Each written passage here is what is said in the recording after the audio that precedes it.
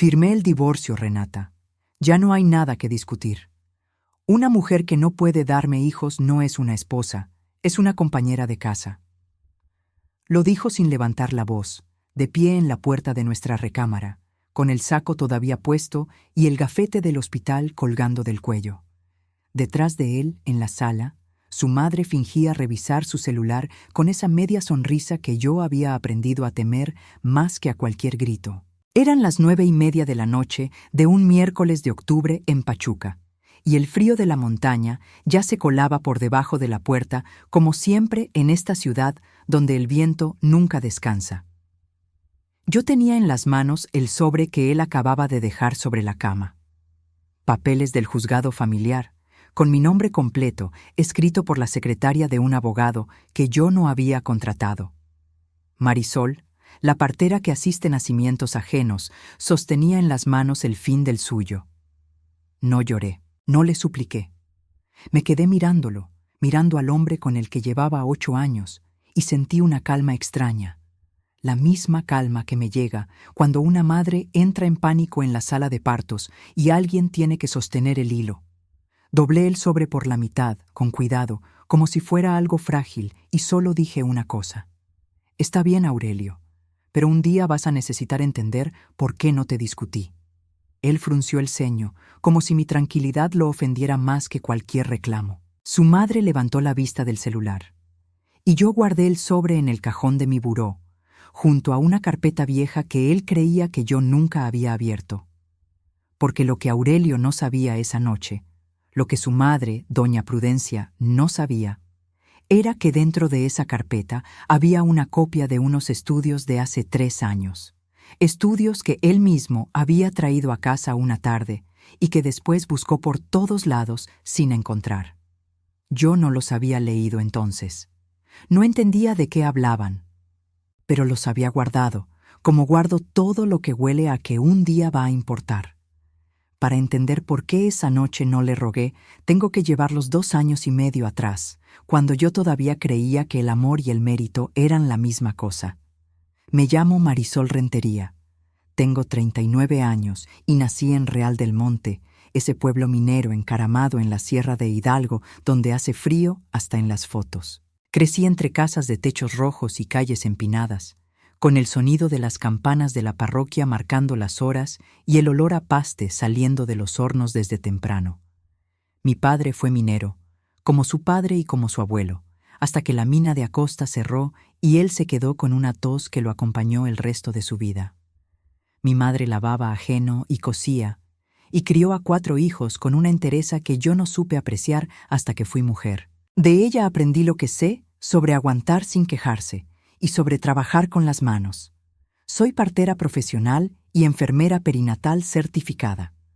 La vocación me llegó de niña, la tarde en que una vecina dio a luz en su casa porque no alcanzó el hospital, y mi madre, que sabía de esas cosas como sabían todas las mujeres del pueblo antiguamente, la ayudó a nacer al bebé mientras yo miraba desde la puerta con 12 años y el corazón golpeándome. Nunca olvidé la cara de esa vecina cuando le pusieron a su hija en los brazos. Supe, con esa certeza rara que tienen los niños, que yo quería estar del lado de la vida que empieza.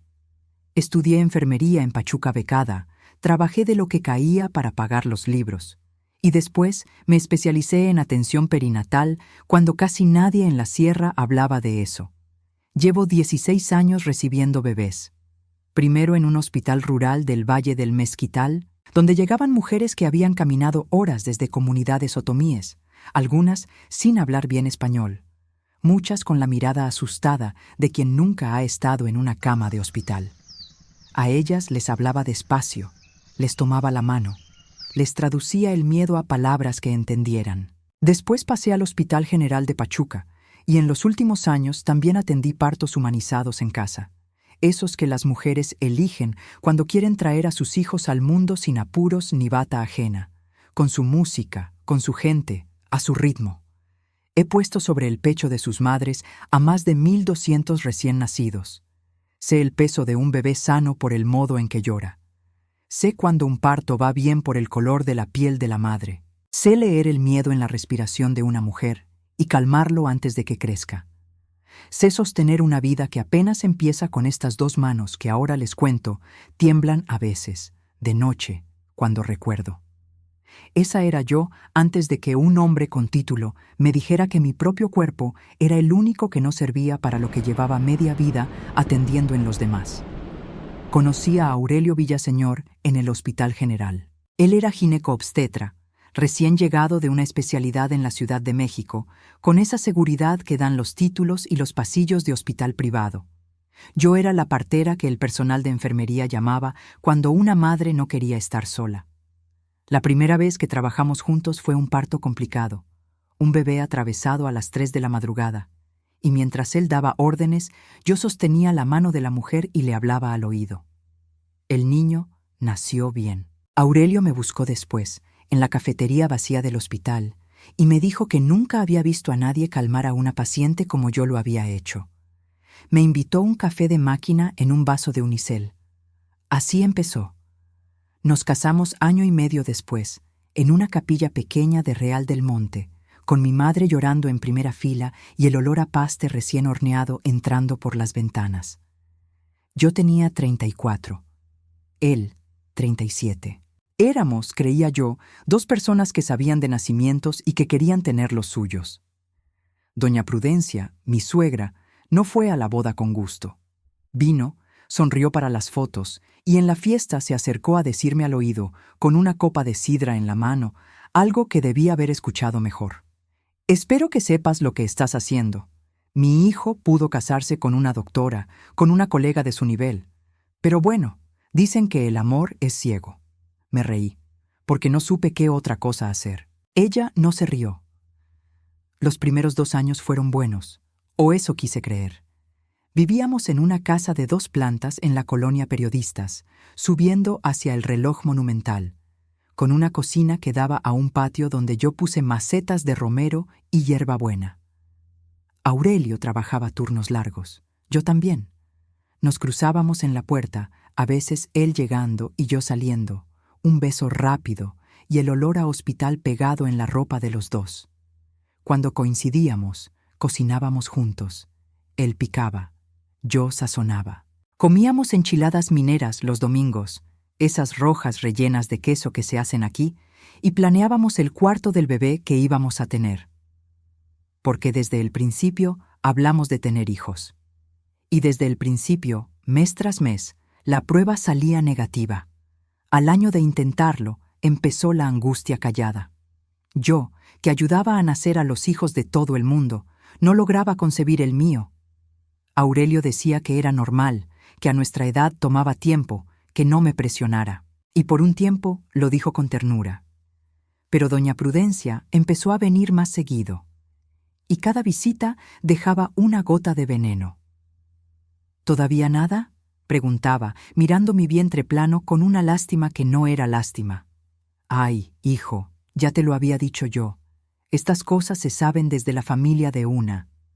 En la familia de esta muchacha, ¿cuántos hijos tuvieron las mujeres?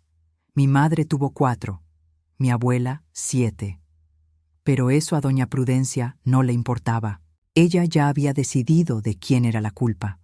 La primera grieta la vi sin querer, una noche que no podía dormir. Aurelio había dejado su celular cargando en la cocina y sonó un mensaje. No lo espié, lo juro. Solo lo levanté para silenciarlo y vi el nombre de su madre en la pantalla y una frase que se leía sin abrir la conversación. Ya te dije que el problema es de ella. Llévala con un especialista de una vez, que se lo confirmen por escrito y así nadie te puede reclamar nada después. Me quedé con el celular en la mano, en la cocina fría, sin entender del todo qué significaba ese «así nadie te puede reclamar». Lo dejé en su lugar. No dije nada, pero algo, esa noche, se me quedó atravesado. La segunda grieta fue el estudio. Un mes después, Aurelio llegó una tarde con un sobre de un laboratorio de genética de la Ciudad de México, uno de esos privados, caros, a los que la gente común no llega. Dijo que se había hecho unos análisis de rutina por el trabajo, chequeos de médico, nada importante. Lo dejó sobre la mesa del comedor mientras se metía a bañar. Yo estaba cocinando. Le eché un ojo al sobre, vi el membrete, vi su nombre y no entendí ni una palabra de lo que decía adentro. Números, siglas, términos que yo, con todo y mis 16 años de partera, no manejaba. Concentraciones, morfología, motilidad, unas palabras que sonaban a otro idioma. Lo volví a meter en el sobre. Pero cuando él salió del baño, buscó ese sobre con una prisa que no cuadraba con algo de rutina.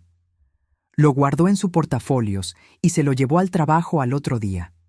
Yo, que guardo todo, había hecho algo antes sin pensarlo demasiado. Con el celular, le tomé una foto a cada hoja. No sé por qué. Tal vez porque 16 años viendo expedientes me enseñaron que los papeles que alguien esconde con prisa son justamente los que un día hacen falta. Guardé esas fotos en una carpeta de mi teléfono y me olvidé de ellas. Casi. La tercera grieta fue la consulta.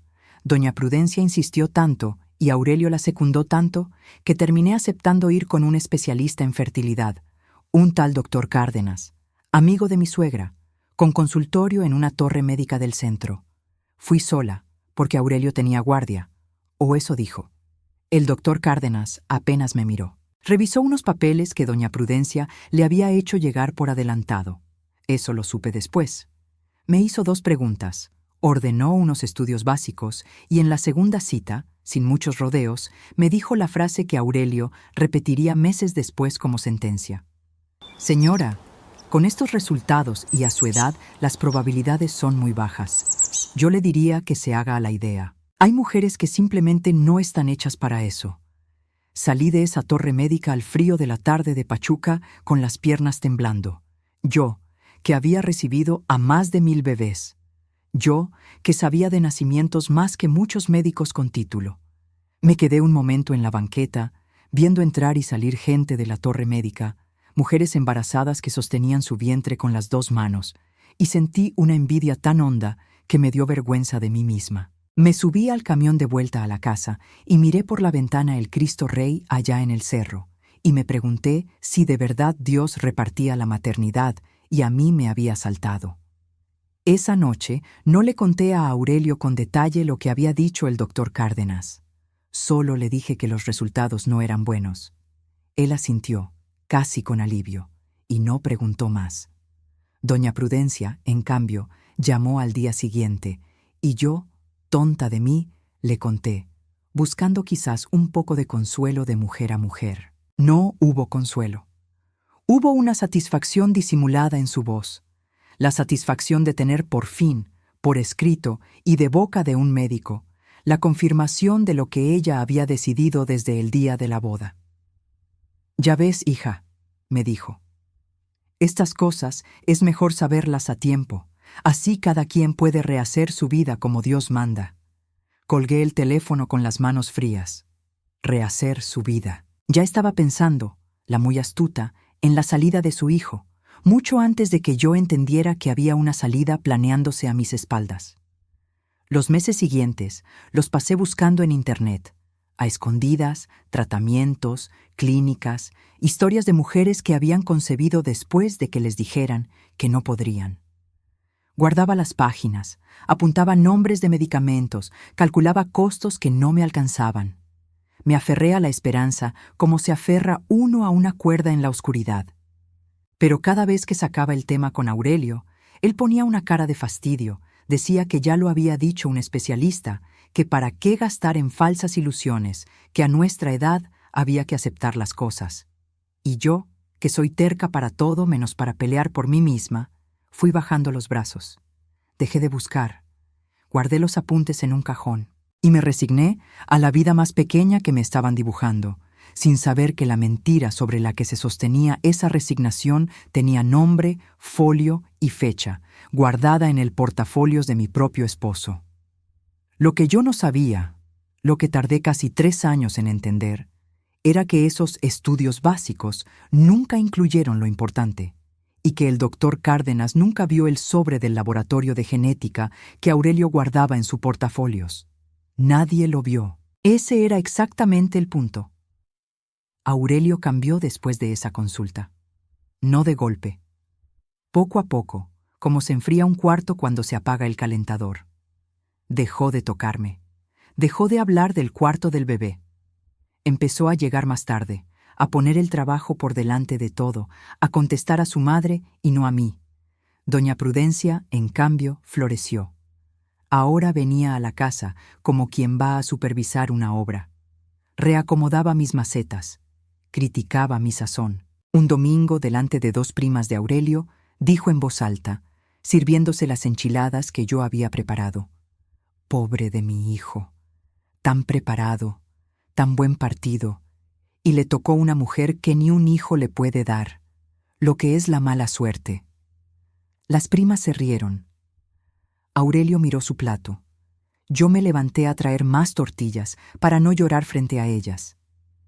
Esa noche, cuando se fueron todos, le pedí a Aurelio que hablara con su madre, que me defendiera aunque fuera una vez. Y él, secándose las manos con un trapo de cocina, me dijo algo que fue el principio del final. Ella solo dice la verdad, Marisol. Nadie tiene la culpa de cómo son las cosas, pero son así.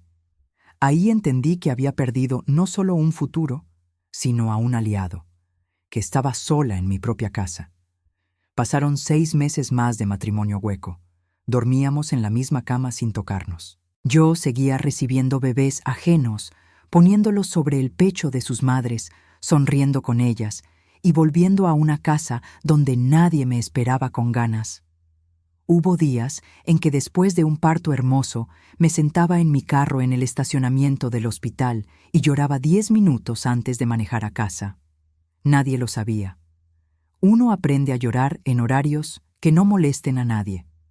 Y entonces, aquel miércoles de octubre, llegó el sobre del juzgado. Aurelio pidió el divorcio. Dijo la frase de la mujer que no es esposa, sino compañera de casa. Su madre sonrió desde la sala. Y yo guardé el sobre en el cajón, junto a la carpeta con las copias de los estudios que él nunca encontró. Firmé el divorcio 3 semanas después.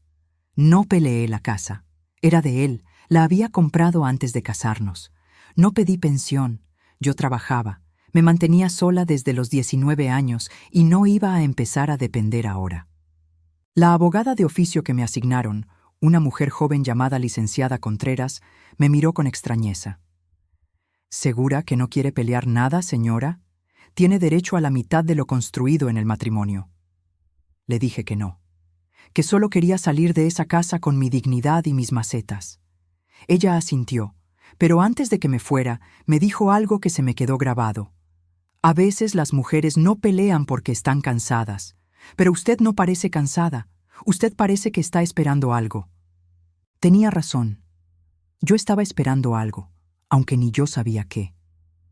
Me mudé a un departamento pequeño en la colonia Céspedes, cerca del mercado, con una ventana que daba al oriente y por donde entraba el sol de la mañana. Me llevé mis macetas, mi ropa, mis libros de obstetricia y esa carpeta. Empecé de nuevo a los 39 años, con la sensación de que la vida se me había pasado sin permitirme lo único que había deseado de verdad. Y fue entonces, en la soledad de ese departamento nuevo, cuando pasó lo que nadie esperaba. Un mes después de mudarme, empecé a sentirme mal por las mañanas. Náuseas, cansancio, un mareo al levantarme que atribuí al estrés del divorcio y la mudanza. Pero yo soy partera. Yo conozco esos síntomas mejor que nadie en el mundo. Y aún así, tardé 2 semanas en atreverme a comprar la prueba, porque 3 años de «no puedes, no vas a poder, no estás hecha para eso», me habían convencido de que era imposible. Compré la prueba en la farmacia del mercado, un domingo por la mañana, con las manos frías. La hice en el baño de mi departamento nuevo, sentada en el borde de la tina, mirando el reloj de la pared contar los minutos más largos de mi vida. 2 líneas. La leí 3 veces, la puse contra la luz. Compré otra prueba, de otra marca, y la hice esa misma tarde. 2 líneas otra vez. Al día siguiente, temblando, fui con una colega ginecóloga del hospital, una mujer en quien confiaba, la doctora Beatriz Escárcega, y le pedí que me hiciera un ultrasonido sin decirle todavía por qué. Ella deslizó el transductor sobre mi vientre, Se quedó mirando la pantalla un momento largo, y luego me miró a mí con una sonrisa que le temblaba. Marisol, tienes casi 8 semanas. Y late fuerte, escucha. Y ahí, en ese consultorio, escuché por primera vez el corazón de mi hijo. Un galope rápido, terco, vivo, llenando toda la habitación. Yo, que había escuchado ese sonido 1000 veces en el vientre de otras mujeres, lo escuché por primera vez en el mío y me deshice. Lloré como no había llorado en 3 años. Beatriz me abrazó sin entender del todo, y yo solo alcancé a decir: me dijeron que no podía. Todos me dijeron que no podía. Pero aquí viene lo que cambió todo, y lo que ustedes, si han seguido la historia, ya empiezan a sospechar. Si yo estaba embarazada, y el embarazo era natural, y el bebé era de Aurelio, porque no había habido nadie más, jamás, entonces la esterilidad nunca había sido mía. Esa misma semana saqué la carpeta del cajón, las copias que había guardado sin entender. Y esta vez, con el corazón golpeándome el pecho, se las llevé a Beatriz y le pedí que me las explicara. Ella leyó las hojas del laboratorio de genética, las que Aurelio había traído de rutina y luego escondido con prisa.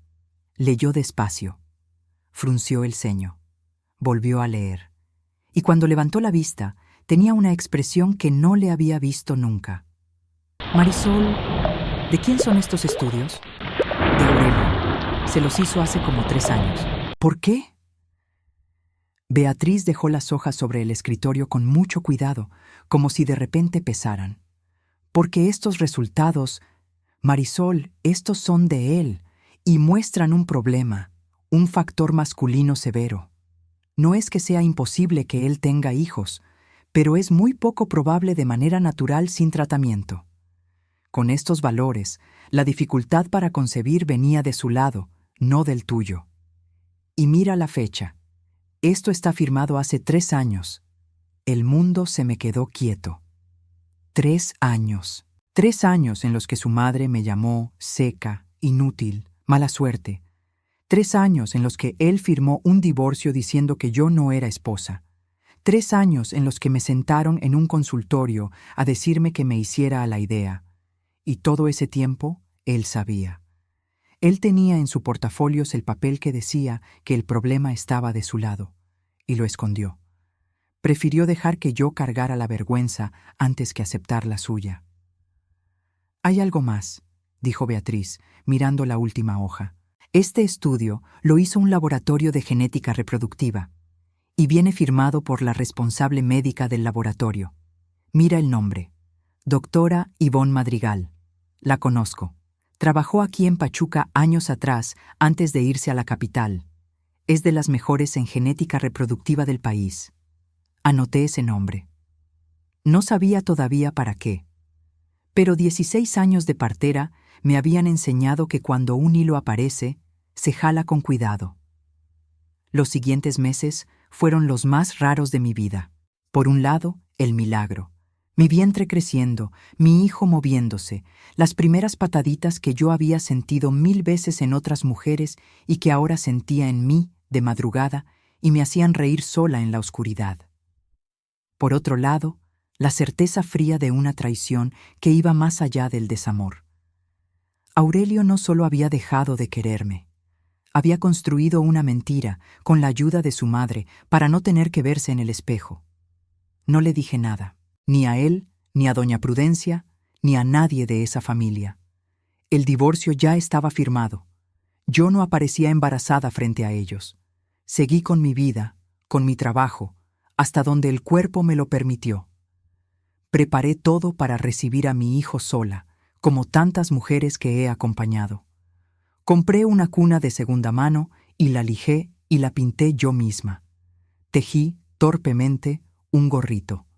Puse una macetita nueva de romero en la ventana del cuarto que sería suyo.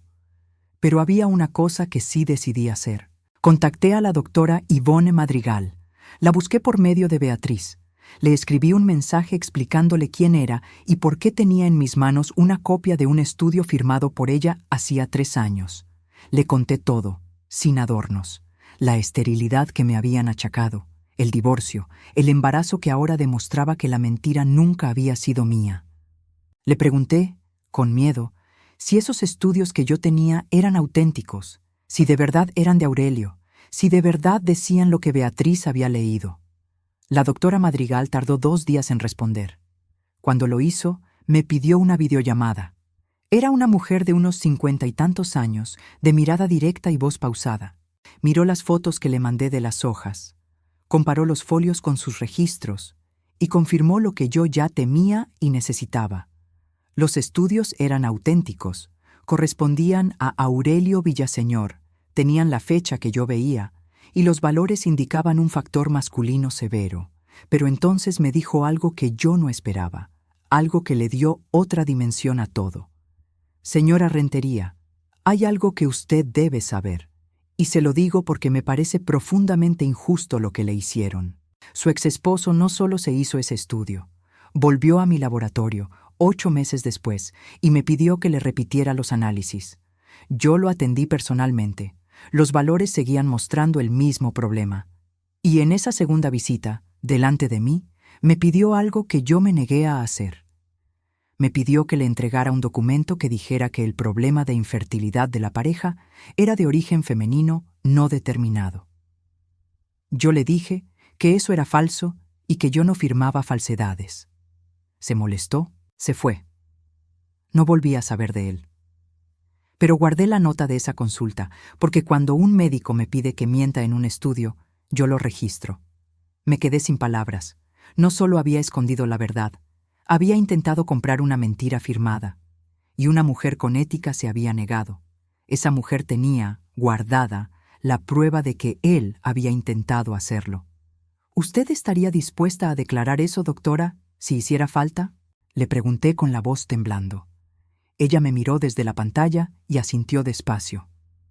Señora, yo llevo 30 años en esto. He visto a muchas mujeres cargar culpas que no eran suyas. Si algún día usted necesita que yo diga la verdad, con documentos, cuente conmigo. No por venganza, por justicia. Son cosas distintas y conviene no confundirlas. Colgué esa videollamada y me quedé mucho rato sentada junto a la ventana del oriente, con la mano sobre el vientre, sintiendo a mi hijo moverse. No estaba planeando una venganza.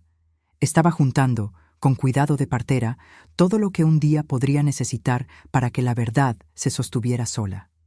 Guardé la nota que la doctora Madrigal me envió escaneada. Guardé los estudios. Guardé todo en una carpeta física y en otra digital. Y seguí esperando a mi hijo. Lo que no calculé, lo que la vida decidió por mí, fue donde iba a nacer. Mi bebé se adelantó. Yo tenía planeado un parto en casa, con Beatriz acompañándome, y otra colega partera asistiendo, todo preparado con calma.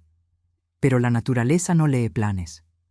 Una madrugada de mayo, 2 semanas antes de la fecha, rompí fuente en mi departamento a las 4 de la mañana. Las contracciones llegaron rápido, más rápido de lo que un primer parto suele avanzar. Llamé a Beatriz. Estaba fuera de la ciudad, en una boda en Tulancingo, a 1 hora larga de camino. Llamé a mi colega partera. No contestó. El trabajo de parto se aceleró de un modo que, con toda mi experiencia, supe leer al instante. Esto iba deprisa y no iba a esperar a nadie. No podía manejar. Le hablé a un taxi. El chofer, un señor mayor y amable, entendió la situación en cuanto me vio y manejó rápido hacia el hospital más cercano. El Hospital General de Pachuca. El mismo donde yo había trabajado tantos años. El mismo donde esa madrugada estaba de guardia el ginecobstetra de turno. Entré a urgencias doblada por una contracción, sostenida por el chofer del taxi, que Dios le pague donde quiera que esté. Las enfermeras me reconocieron. Muchas eran compañeras mías de años. «Marisol, pero si estás...» No terminaron la frase. Me subieron a una camilla, me llevaron a la sala de labor. Y mientras me acomodaban, mientras una enfermera que quería con toda el alma me tomaba la mano, escuché en el pasillo la voz que conocía de memoria dar una orden. La voz de Aurelio. Él no sabía que era yo. Le avisaron que había ingresado una paciente en trabajo de parto avanzado y entró a la sala poniéndose los guantes, con la vista en el expediente que le extendían, diciendo las palabras de rutina que yo le había oído 1000 veces, hasta que levantó la mirada y me vio. Nunca voy a olvidar su cara. La bata azul, los guantes a medio poner, el gafete colgando, y esa palidez que le subió del cuello a la frente como agua que sube. Se quedó paralizado en la puerta de la sala. Miró mi vientre enorme, miró mi cara, hizo la cuenta. Y yo vi el momento exacto en que entendió lo imposible, que la mujer a la que él había declarado estéril, a la que había humillado, de la que se había divorciado por no poder darle hijos, estaba a punto de dar a luz, en su turno, en sus manos. Marisol, dijo, y la voz le salió rota. Esto no puede ser. Sí puede, Aurelio, le dije yo, entre una contracción y otra, con una calma que me salió de 16 años de sostener a otras. Claro que puede, siempre pudo, solo que tú lo sabías. No le di tiempo a responder. Otra contracción me partió en dos. Mi cuerpo ya no estaba para conversaciones. Estaba para lo único que importaba en esa sala, que era traer a mi hijo al mundo. Aurelio, blanco como la pared, intentó recomponerse. Dio una orden a la enfermera con voz insegura, pero la enfermera jefa, una mujer llamada Chayo, que me conocía de toda la vida, lo miró y le dijo algo que en un hospital casi nunca se dice a un médico de guardia. Doctor, con todo respeto, usted no puede atender este parto. Usted estuvo casado con la paciente. Hay un conflicto. Voy a llamar a la doctora de retén. Aurelio abrió la boca para protestar, pero no le salió nada. Y en ese momento, entre el dolor y el sudor, yo agradecí en silencio a la enfermera Chayo, porque yo no quería a ese hombre entre mis piernas, trayendo al mundo al hijo que él había negado. La doctora de retén esa noche era, por una de esas vueltas que da la vida, una médica joven que había hecho su servicio social bajo la supervisión de la doctora Ivonne Madrigal en la capital y que ahora trabajaba en Pachuca. Se llamaba doctora Alcántara. Entró a la sala rápido, evaluó todo en segundos, se puso los guantes de verdad y me habló como se le habla a una compañera. Marisol, tú sabes esto mejor que yo. Vamos a hacerlo juntas. Cuando yo te digo, puja. Y pujé, con todo lo que tenía, con 16 años de haberles enseñado a otras a hacerlo, con 3 años de que me dijeran que este momento nunca llegaría. Mi hijo nació a las 6:40 de la mañana, con la primera luz entrando por la ventana de la sala de labor. Lloró fuerte, enojado con el mundo, sano, hermoso, 3 kilos 100 gramos, y yo supe por su llanto, antes de que nadie me lo dijera, que estaba perfecto. Me lo pusieron sobre el pecho, todavía tibio y húmedo, y en ese instante todo el dolor de esos años se volvió pequeño. Ese niño era la respuesta viva a cada mentira. Era la prueba, respirando sobre mi corazón, de que yo nunca había estado rota. Aurelio se había quedado en un rincón de la sala, contra la pared, sin poder irse, incapaz de dejar de mirar. Y cuando la doctora Alcántara puso al bebé sobre mi pecho, él dio un paso, como jalado por algo más fuerte que su vergüenza, y miró a mi hijo. Su hijo. Porque bastaba mirarlo para no dudar de quién era. Y le vi los ojos llenos de lágrimas, y no supe si eran de arrepentimiento, de miedo, o del horror de entender por fin lo que había hecho. Pero la historia no terminó ahí. Faltaba lo que ni él ni yo esperábamos. Esa misma mañana, mientras yo descansaba en el cuarto de recuperación con mi hijo dormido a mi lado, entró al hospital una visita. La doctora Ivonne Madrigal, la misma del laboratorio de genética de la capital. Resultó que la doctora Alcántara, su antigua alumna, al reconocer mi nombre y atar cabos durante el parto, le había marcado por la mañana emocionada para contarle. Y la doctora Madrigal, que estaba de paso en Pachuca visitando a su madre anciana en Real del Monte, decidió venir a conocerme. Traía en su bolso, sin que yo se lo pidiera, una copia certificada de los estudios originales de Aurelio y de la nota donde él le había pedido que falseara un documento 3 años atrás. No vine a causar problemas, Marisol, me dijo, sentándose junto a mi cama, mirando a mi hijo con ternura. Vine a traerte esto en persona, porque me parece que una mujer que acaba de demostrarle al mundo la verdad con su propio cuerpo merece tener en sus manos, de una vez, todos los papeles que la respaldan. Por si algún día alguien de esa familia se atreve a decir una palabra sobre ti o sobre este niño. Y ahí estaba, la verdad completa, sobre la mesita de un cuarto de hospital, junto a un ramo de flores que había traído la enfermera Chayo. Los estudios que demostraban que el problema siempre había sido de él. La nota que demostraba que él había intentado comprar una mentira. Y, viva, dormida, respirando, la prueba más grande de todas. Aurelio pidió verme antes de que yo saliera de alta. La enfermera me preguntó si quería recibirlo. Lo pensé. Y dije que sí, pero con la puerta abierta y con Chayo presente. Entró despacio, sin bata ahora, con ropa de calle, y se quedó parado a los pies de la cama mirando al niño. Tenía los ojos hinchados, no había dormido. Marisol, empezó. Yo no sé cómo empezar a... No empieces, le dije sin dureza, pero sin dejarle espacio. No hace falta que digas nada que no sea verdad, y creo que ya dijiste demasiadas mentiras para toda una vida. Bajó la cabeza. Y entonces le dije lo único que había preparado para ese momento, lo único que necesitaba que quedara claro. Yo tengo aquí los estudios, Aurelio, los que trajiste a la casa y luego buscaste como loco. Y tengo la nota de la doctora Madrigal, donde consta que le pediste que mintiera por escrito y que ella se negó. Sé que el problema nunca fue mío. Lo supiste todo este tiempo. Dejaste que tu madre me llamara seca delante de tu familia. Me sentaste en un consultorio a que me dijeran que me hiciera a la idea. Firmaste un divorcio diciendo que yo no era una esposa. Y sabías, todo el tiempo sabías. Aurelio se cubrió la cara con las manos. Cuando las bajó, estaba llorando de verdad, sin poses. Tenía miedo, dijo. Mi mamá siempre...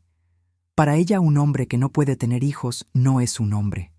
Me lo metió en la cabeza desde niño. Cuando salió el estudio, no pude.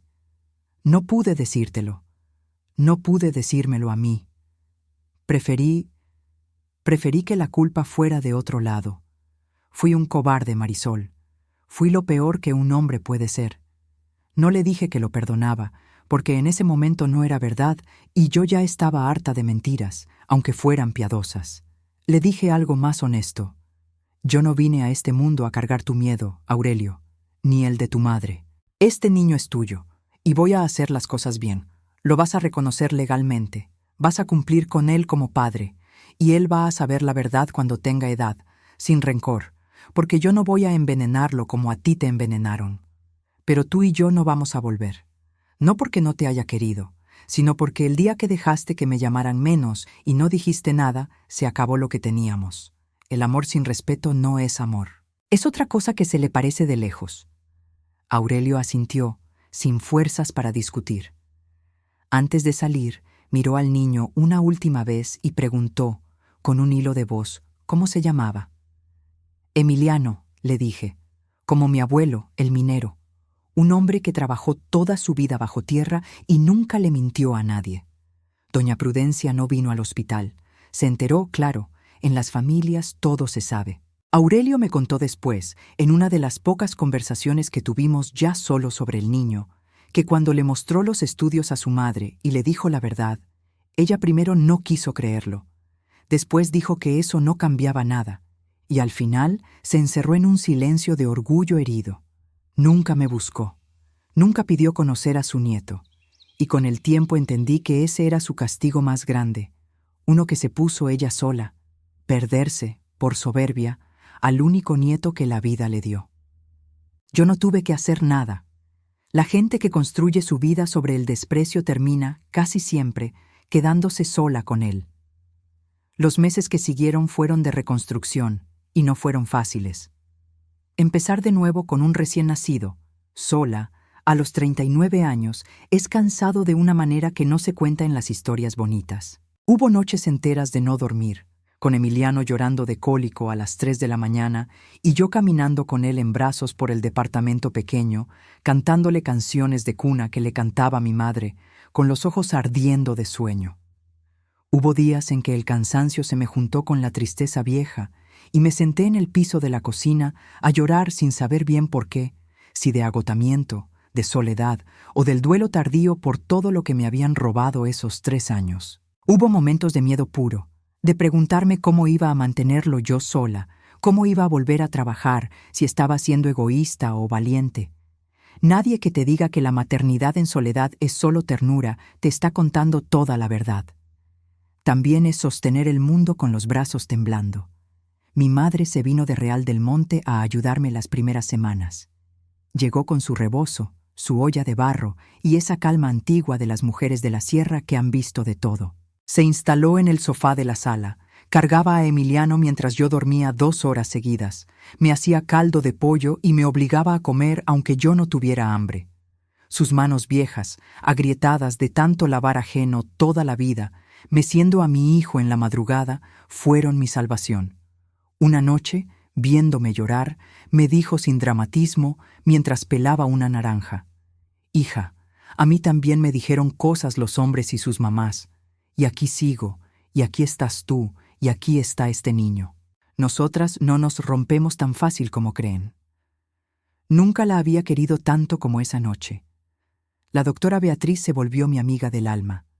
Venía los domingos con pan de la panadería del centro y nos sentábamos en la cocina a ver crecer al niño y a hablar de la vida.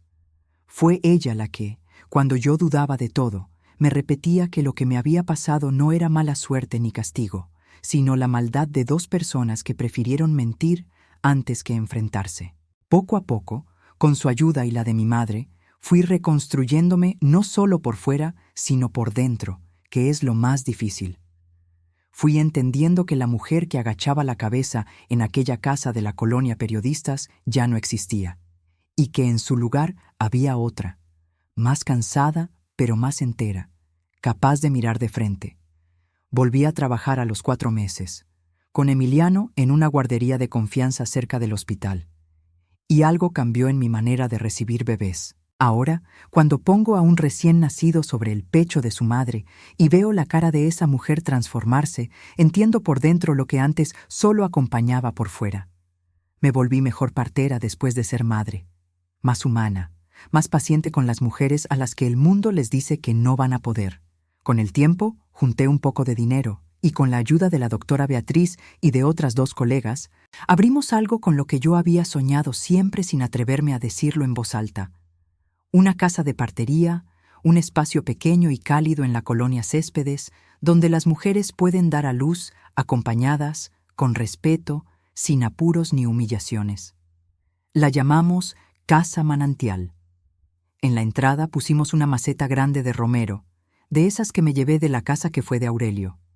La primera bebé que nació ahí fue una niña, hija de una muchacha de 18 años, a la que su propia familia había abandonado por embarazarse. La sostuve entre mis manos y pensé en todas las mujeres a las que alguien alguna vez les dijo que valían menos. Aurelio cumple con Emiliano. Lo ve los fines de semana que le tocan, paga lo que debe pagar y con los años se ha vuelto, en su distancia, un padre presente a su manera. Nunca volvimos a ser pareja. No hubo reconciliación de película. Hubo algo más raro y más maduro. 2 personas que aprendieron a criar a un hijo desde orillas separadas, con civilidad, por el bien del niño. A veces, cuando viene a dejar a Emiliano, se queda un momento en la puerta mirando la casa de partería, y creo que entiende, aunque nunca lo diga, todo lo que le costó su cobardía, no mi perdón. Eso, con el tiempo, se lo fui dando, no por él, sino por mí, porque el rencor pesa y yo tenía a un niño que cargar. Le costó algo peor. Le costó verme florecer justo en aquello que él quiso arrancarme. Emiliano tiene ahora casi 2 años. Corre por el patio de la casa de partería entre las macetas, dice palabras a medias, se ríe con una risa que llena todo. A veces lo miro dormir y me acuerdo de esa madrugada en la sala de labor, de la cara pálida de su padre en la puerta, de la doctora que me dijo, pujas juntas, de la primera luz entrando por la ventana. Y me acuerdo, sobre todo, de la mujer que fui durante 3 años, la que agachó la cabeza, la que se sentó a que le dijeran que estaba rota, la que lloraba en el estacionamiento en horarios que no molestaran a nadie. A esa mujer le diría, si pudiera volver a hablarle, no estás rota, nunca estuviste rota. Lo que está roto es un mundo que le enseña a un hombre que su valor depende de lo que puede o no puede engendrar, y que le enseña a una mujer a cargar culpas ajenas en silencio. La verdad no siempre grita. A veces la verdad simplemente crece, calladita, en el vientre de una mujer a la que le dijeron que no podía, hasta que un día nace, llora fuerte, y ya nadie puede seguir mintiendo. Aprendí que la dignidad no se pelea a gritos. Se guarda, como yo guardé esa carpeta, hasta que la verdad la hace hablar sola. Aprendí que ser subestimada, por más que duela, puede volverse una fuerza. Nadie vigila a la mujer que cree derrotada, y esa distracción de los demás fue mi mejor escudo. Y aprendí que empezar de nuevo no es fracasar. Es lo más valiente que hace una persona. Yo empecé de nuevo a los 39, con un hijo en brazos y una carpeta de verdades, y hoy tengo una vida que es enteramente mía. Si alguna vez alguien te dijo que valías menos por algo que tu cuerpo podía o no podía hacer, si alguna vez te sentaron a que te resignaras a una vida más pequeña de la que merecías, si alguna vez cargaste una culpa que nunca fue tuya, quiero que sepas que no estás sola y que la verdad, tarde o temprano, encuentra la manera de nacer. Cuéntame en los comentarios si tú también tuviste que reconstruirte después de que alguien te subestimara. Y si esta historia te tocó el corazón, quédate conmigo, porque cada semana hay una nueva mujer, una nueva verdad y una nueva forma de volver a empezar.